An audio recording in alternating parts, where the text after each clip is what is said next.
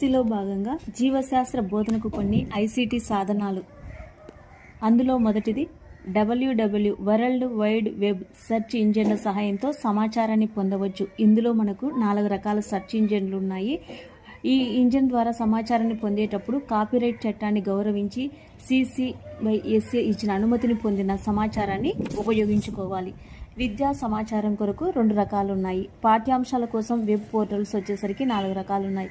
జీవశాస్త్ర వెబ్సైట్లు అనేటువంటివి మనకు 6 రకాలు కనబడుతున్నాయి. అందులో మళ్ళీ ఇంకా తీసుకుంటే అదనముగా ఖాన్ అకాడమీ జీవశాస్త్ర భావనలు 10,000 వీడియోలు ఉంచబడ్డాయి. ఈ వెబ్సైట్ ద్వారా జీవశాస్త్రాన్ని లోతుగా అభ్యసించవచ్చు. 40,000 వరకు ప్రశ్నలు సమాధానాలు పొందపరచబడ్డాయి. ఇక్కడ ఐసెల్ యాప్ కణాన్ని గురించి విపులంగాను ఈ 3D సెల్ యాప్ ద్వారా తెలుసుకోవచ్చు. విద్యార్థులు కణ నిర్మాణాలు, మొక్కలు, జంతువులు, బ్యాక్టీరియాలు, కణాల మధ్య తేడాలను కనుగొనవచ్చు. దీని ద్వారా వైవిధ్యానికి అద్భుతమైన వివరాలను పొందవచ్చు. ప్రీపేమేజిక్ విజ్ఞాన శాస్త్రంలో కొన్ని సంఘటనలు కృత్రిమ లేదా కల్పిత వాతావరణం కల్పించడం, వాటి ద్వారా భావనలను పెంపొందించడానికి. నేషనల్ జాగ్రఫీ కిడ్స్ వన్యప్రాణుల ఫోటోలు, ఆయా ప్రాంతాల ప్రజల గురించి ఆ వెబ్సైట్ ద్వారా తెలుసుకోవచ్చు. ఇక్కడ స్మిత్ సోనాసస్ నేషనల్ జూ ఈ అప్లికేషన్ ద్వారా విద్యార్థులు ఒక జంతు ప్రదర్శనశాలకు వర్చువల్గా క్షేత్ర పర్యటనకు వెళ్ళొచ్చు.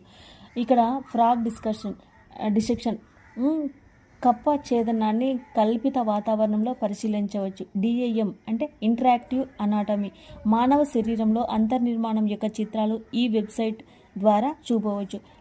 సిమ్యులేషన్ సైట్స్ అంటే ప్రాతినిధ్య వాతావరణాన్ని సృష్టించే వెబ్సైట్స్ అనేటువంటివి మనకు ఇక్కడ 2 రకాలు ఉన్నాయి.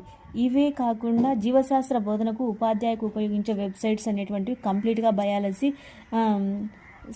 స్కైటబుల్, biology dictionary, biology e books and quiz మొదలైనవి ఉన్నాయి.